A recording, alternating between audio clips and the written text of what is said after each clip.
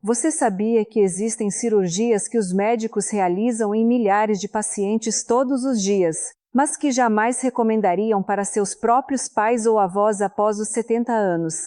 Isso mesmo, procedimentos que são oferecidos rotineiramente em hospitais brasileiros, mas que quando a família é do próprio médico, a resposta é não. E eu vou lhe contar exatamente quais são essas cirurgias e por você precisa refletir 2 ou 3 vezes antes de aceitar realizar qualquer uma delas. Se você tem mais de 70 anos ou conhece alguém querido nessa faixa etária, este vídeo pode literalmente salvar uma vida. Então acompanhe-me até o final, porque o que vou revelar aqui pode mudar completamente a forma como você percebe as recomendações médicas. E se você está gostando deste conteúdo, não se esqueça de deixar o seu like para que mais pessoas tenham acesso a esta informação tão importante. Eu sou Juliana Pacheco, especialista e consultora em saúde do idoso, com 11 anos de experiência dedicados exclusivamente à saúde da terceira idade brasileira. Durante todos esses anos, eu presenciei de tudo, acompanhei centenas de casos. E posso garantir uma coisa, nem tudo que é oferecido como solução realmente constitui a melhor escolha, especialmente quando falamos de cirurgias em pessoas com mais de 70 anos. Hoje vou compartilhar com você o que aprendi não apenas nos livros ou estudos, mas principalmente na prática, observando o que funciona de fato e o que acarreta mais riscos do que benefícios. Antes de apresentar as 5 cirurgias específicas, preciso explicar algo fundamental que fará você compreender por que tais cirurgias são tão problemáticas. O corpo humano, após os 70 anos, funciona de maneira completamente diferente. A capacidade de cicatrização diminui, o sistema imunológico não responde como antes. Os rins e o fígado processam os medicamentos de forma mais lenta e o coração precisa trabalhar muito mais para suportar o estresse de uma cirurgia. Portanto, o que seria uma cirurgia simples aos 50 anos transforma-se em um procedimento de alto risco aos 70. E aqui está o detalhe que ninguém lhe conta.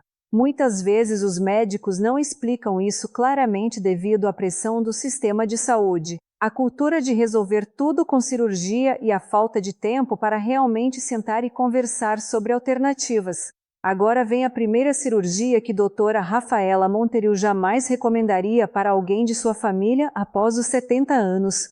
E provavelmente você se surpreenderá com esta, pois é extremamente comum. Estou falando da cirurgia de hérnia não complicada. Você pode pensar, mas hérnia não precisa operar? A resposta é, nem sempre e principalmente não em idosos acima de 70 anos, quando a hérnia não apresenta sintomas graves. A Sociedade Brasileira de Geriatria publicou um estudo mostrando que em pacientes acima de 70 anos com hérnias não complicadas, ou seja, aquelas que não estão estranguladas nem causam obstrução intestinal, a taxa de complicações pós-operatórias chega a 32%. Isso significa que praticamente 1 em cada 3 idosos que realiza essa cirurgia terá algum tipo de problema posteriormente, seja infecção, dor crônica ou até complicações mais graves. O mais impressionante é que estudos mostram que a maioria das hérnias pequenas em idosos pode ser manejada com cintas especiais e acompanhamento médico regular, sem jamais precisar de bisturi. Mas aqui está o que acontece na prática. O médico observa a hérnia no exame e já agenda a cirurgia, sem explicar os riscos reais, sem mencionar as alternativas e muitas vezes sem avaliar se a hérnia realmente está incomodando o paciente. O problema é que a anestesia geral em idosos pode desencadear uma série de problemas cognitivos, desde confusão mental temporária até quadros mais graves de delírio, que podem durar semanas ou até meses. A Fiocruz realizou uma pesquisa mostrando que 45% dos idosos acima de 75 anos que passam por anestesia geral apresentam algum grau de declínio cognitivo nos 3 meses seguintes. E isso é sério, porque muitas vezes a família não percebe a conexão, atribuindo a idade, quando na realidade foi a cirurgia que acelerou um processo que poderia ter sido evitado. Se você está me acompanhando até aqui e percebe que muitas coisas que você considerava normais, na verdade não são, ajude deixando o seu like neste vídeo para que o YouTube compartilhe este conteúdo com mais pessoas. A segunda cirurgia que doutora Rafaela Monterio jamais recomendaria é a cirurgia de catarata bilateral simultânea, ou seja, operar ambos os olhos no mesmo dia. Agora você pode estar pensando, mas a cirurgia de catarata não é super segura? Sim, a cirurgia de catarata em si é considerada segura, mas realizar ambos os olhos ao mesmo tempo em um paciente idoso é assumir um risco desnecessário. Vou explicar por quê. Se ocorrer qualquer complicação, como uma infecção rara, mas possível, você coloca em risco a visão de ambos os olhos ao mesmo tempo. Já presenciei casos assim, com infecções pós-operatórias que poderiam ter sido contidas em um olho, mas como os dois foram operados juntos, o paciente perdeu a visão de ambos. Além disso, operar um olho de cada vez permite que o médico ajuste a lente do segundo olho com base no resultado do primeiro, garantindo um resultado muito melhor. Outro ponto importante é a recuperação. Quando você opera ambos os olhos juntos, o idoso fica completamente dependente de outra pessoa por vários dias, não consegue se cuidar sozinho, cozinhar ou realizar as atividades básicas do dia a dia com segurança. Isso aumenta o risco de quedas, acidentes domésticos e gera grande estresse psicológico. Já quando se opera um olho de cada vez com um intervalo de algumas semanas, a pessoa mantém a independência, consegue se virar com o olho ainda não operado e a recuperação é muito mais tranquila.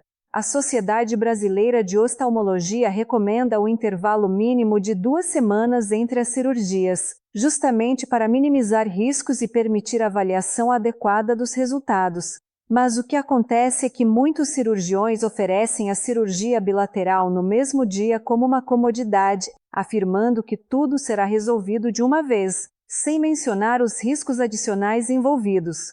Agora vem a terceira cirurgia. Esta é polêmica, mas preciso abordá-la, pois muitas pessoas estão sendo operadas sem necessidade. Estou falando da cirurgia de artrose de joelho, aquelas próteses que são colocadas para substituir a articulação. Olha, eu não estou dizendo que esta cirurgia nunca deva ser realizada. O que estou dizendo é que ela é oferecida muito antes do que realmente deveria, especialmente para idosos acima de 70 anos. A verdade é que existem tratamentos conservadores que funcionam muito bem, como fisioterapia especializada, viscosuplementação, que é a aplicação de ácido hialurônico dentro da articulação, fortalecimento muscular e até mesmo acupuntura. Estudos da USP mostram que 68% dos pacientes com artrose moderada conseguem melhorar significativamente a dor e a mobilidade apenas com tratamento conservador, sem necessidade de cirurgia. O problema é que a cirurgia de prótese de joelho em idosos acima de 70 anos apresenta uma taxa de complicações preocupante. Estamos falando de 25% de chance de algum problema pós-operatório, incluindo infecções, trombose, embolia pulmonar e até morte. Além disso, a recuperação é longa e dolorosa, exigindo meses de fisioterapia intensiva, e muitas vezes o resultado final não é tão satisfatório quanto o esperado. Eu já acompanhei casos de pessoas que foram operadas e continuaram com dor, às vezes até pior do que antes, porque a prótese não ficou bem ajustada, ou porque desenvolveram dor crônica na região. Aqui está o ponto crucial.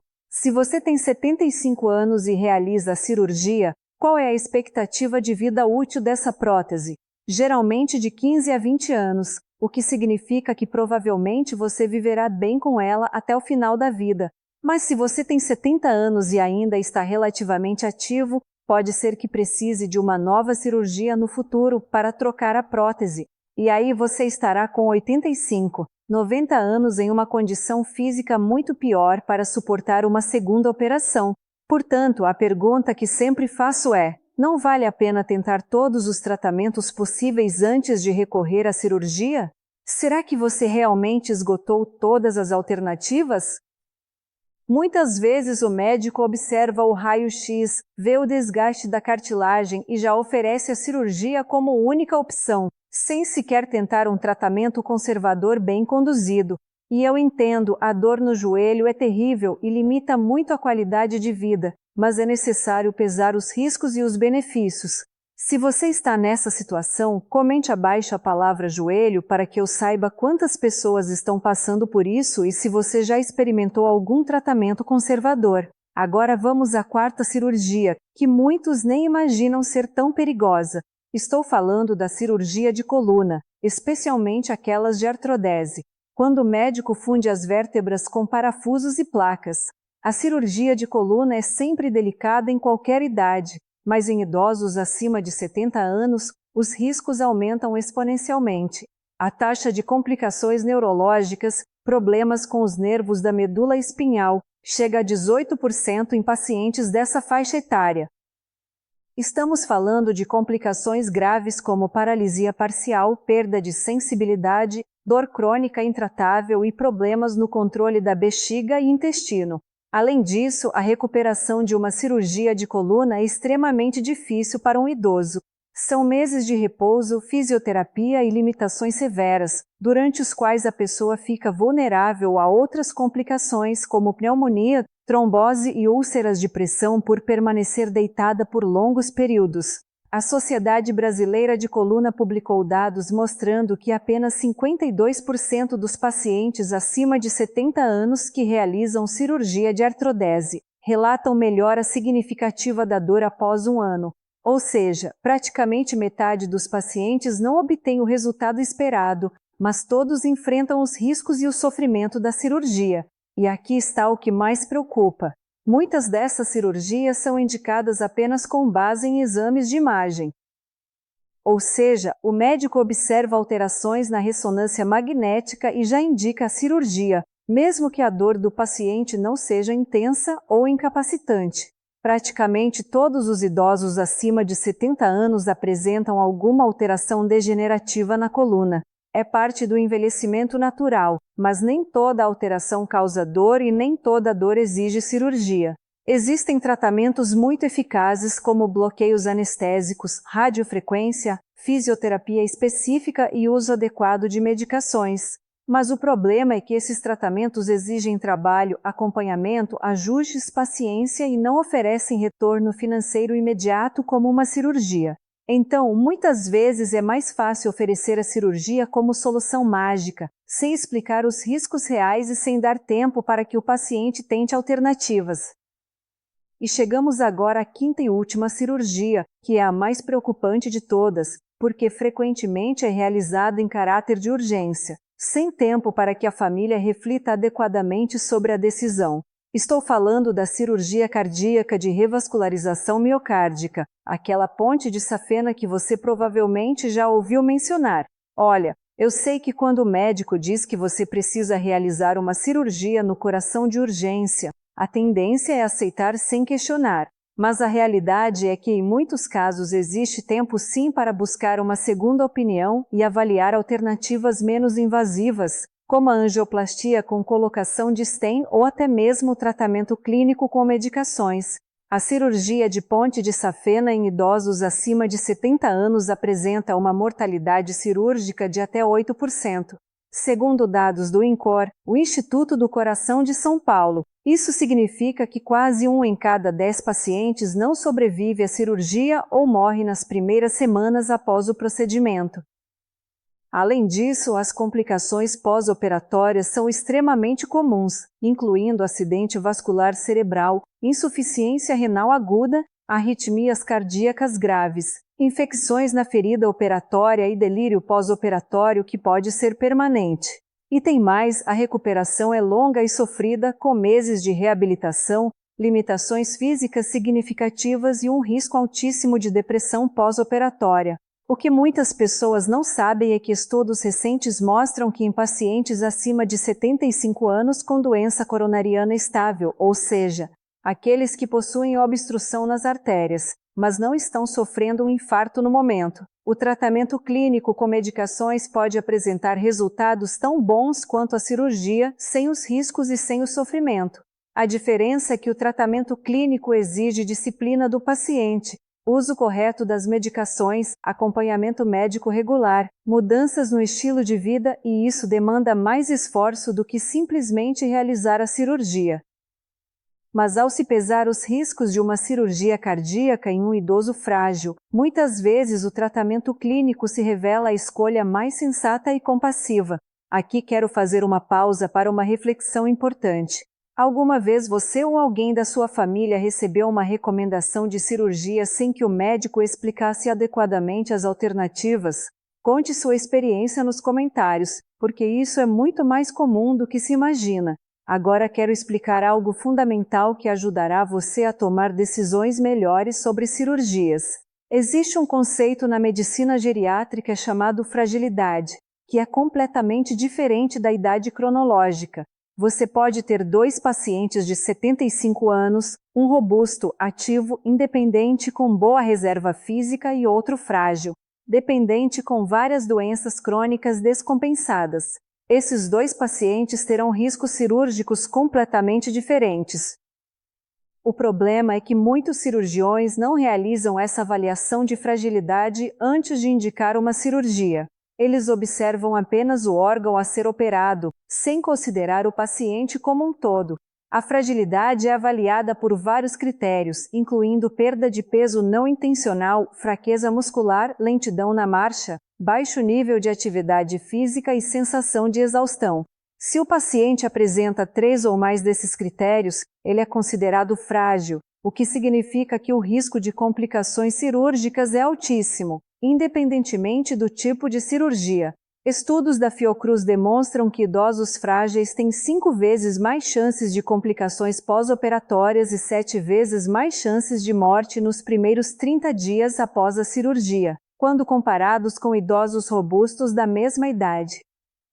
Portanto, antes de aceitar qualquer cirurgia, você ou sua família precisa exigir uma avaliação geriátrica abrangente que inclua não apenas os exames padrão de pré-operatório, mas também uma análise detalhada da fragilidade, da cognição, do estado nutricional, do suporte social e da capacidade funcional. E se o médico disser que não tem tempo para isso ou que não é necessário, esse é um sinal de alerta enorme de que você precisa buscar uma segunda opinião.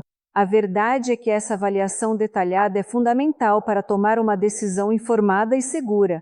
Outra questão muito importante que preciso destacar é sobre o conceito de proporcionalidade. Nem tudo que pode ser feito deve ser feito. Só porque existe uma técnica cirúrgica para tratar determinado problema, não significa que ela seja a melhor escolha para aquele paciente específico naquele momento da vida. Isso é especialmente verdadeiro quando falamos de idosos com expectativa de vida limitada por outras doenças. Se uma pessoa tem 80 anos e apresenta um câncer avançado com metástases, faz sentido operar uma hérnia que não está causando sintomas graves? Provavelmente não. Se uma pessoa tem 85 anos e apresenta demência avançada, faz sentido realizar uma cirurgia cardíaca de alto risco que exigirá meses de recuperação? Provavelmente não. Mas essas cirurgias são realizadas todos os dias em hospitais brasileiros, porque existe uma cultura de fazer tudo o que é tecnicamente possível, sem questionar se é realmente o melhor para o paciente. Aqui entra uma conversa difícil, mas necessária sobre cuidados paliativos. Muita gente acredita que cuidado paliativo é apenas para quem está morrendo de câncer, mas isso não é verdade.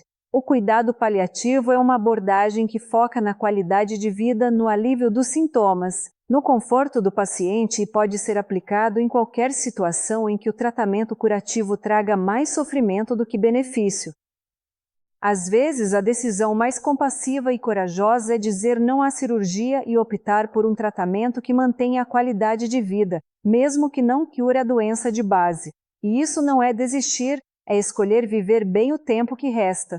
Em vez de passar os últimos meses de vida em hospitais, em recuperações dolorosas, com complicações que comprometem a dignidade e a autonomia, agora quero dar algumas orientações práticas sobre como se proteger de cirurgias desnecessárias. Primeira recomendação: sempre busque uma segunda opinião, especialmente se a cirurgia não for de urgência imediata.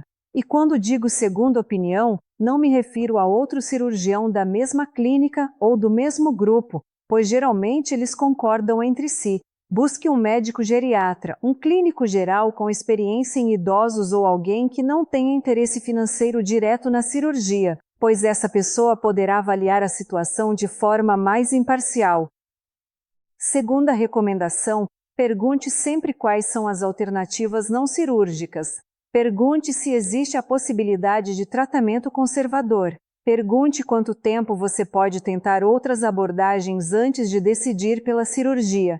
Pergunte quais são as taxas de sucesso e de complicações específicas para a sua idade e para suas condições de saúde. E não aceite respostas vagas como: é uma cirurgia segura ou todo mundo faz. Você tem direito a números específicos, informações claras e detalhadas. E se o médico não tiver paciência para explicar tudo isso, procure outro profissional.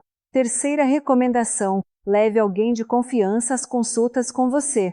Quando o médico fala sobre cirurgia, ficamos nervosos, ansiosos e muitas vezes não conseguimos fazer as perguntas certas ou absorver todas as informações. Ter um familiar ou amigo junto ajuda a lembrar depois de tudo o que foi dito e também a questionar pontos que você pode não ter percebido. E, se possível, grave a consulta no celular com a permissão do médico, é claro, para poder ouvir novamente em casa com calma e decidir com mais segurança. Se você está gostando deste conteúdo exclusivo e quer receber mais informações como esta para proteger a sua saúde e a da sua família, considere tornar-se membro do nosso canal. Assim, você terá acesso a vídeos especiais com orientações ainda mais detalhadas que não ficam disponíveis para todos. Quarta recomendação: peça para realizar uma avaliação geriátrica completa antes de qualquer cirurgia eletiva. Isso inclui a avaliação da cognição, da fragilidade, do estado nutricional, da capacidade funcional e uma revisão cuidadosa de todos os medicamentos que você está tomando. Muitas vezes, ao ajustar medicações, melhorar a nutrição e realizar fisioterapia, os sintomas melhoram tanto que a cirurgia nem se torna necessária. Mas se você não fizer essa avaliação antes, nunca saberá se existia uma alternativa melhor. Quinta recomendação: questione sempre a urgência. A menos que seja um caso de verdadeira emergência, como uma hérnia estrangulada, um aneurisma roto ou um infarto agudo, você tem tempo de pesquisar, buscar outras opiniões, conversar com a família e se preparar melhor. Muitos médicos criam um senso de urgência artificial, dizendo que você precisa operar imediatamente, mas na maioria dos casos isso não é verdade. Você tem direito de pensar, pesar os prós e contras e decidir no seu próprio tempo. E se o médico pressionar excessivamente, desconfie, porque um bom profissional respeita o tempo de decisão do paciente. E por último, mas não menos importante, converse abertamente sobre seus valores e preferências. O que é importante para você nesta fase da vida? Você prefere viver menos tempo, mas com mais qualidade e independência? Ou prefere fazer tudo o que é possível para prolongar a vida, mesmo que isso signifique passar por procedimentos invasivos e longos períodos de recuperação? Não existe resposta certa ou errada. Cada pessoa tem seus próprios valores, mas você precisa deixar isso claro para os médicos e para sua família, porque quando chega a hora de decidir sobre uma cirurgia, essa clareza faz toda a diferença. Eu quero que você entenda algo muito importante. Eu não estou dizendo que cirurgia é sempre ruim ou que você nunca deve fazê-la. O que estou dizendo é que cirurgia em idosos acima de 70 anos é uma decisão séria e complexa que precisa levar em conta muito mais do que apenas o órgão doente. Precisa considerar o paciente como um todo, suas outras doenças, sua fragilidade, seu suporte social, suas preferências e, principalmente, precisa ser uma decisão informada, tomada com calma, com todas as informações disponíveis, e não uma decisão apressada, baseada apenas na opinião de um único médico como a doutora Rafaela Monterio. E se este vídeo foi útil para você? Se você aprendeu algo importante hoje que pode fazer diferença na sua vida ou na vida de alguém que você ama, não deixe de assistir ao próximo vídeo que está aparecendo na sua tela agora, porque lá falarei sobre os exames que todo idoso precisa fazer anualmente e que os médicos muitas vezes esquecem de solicitar. E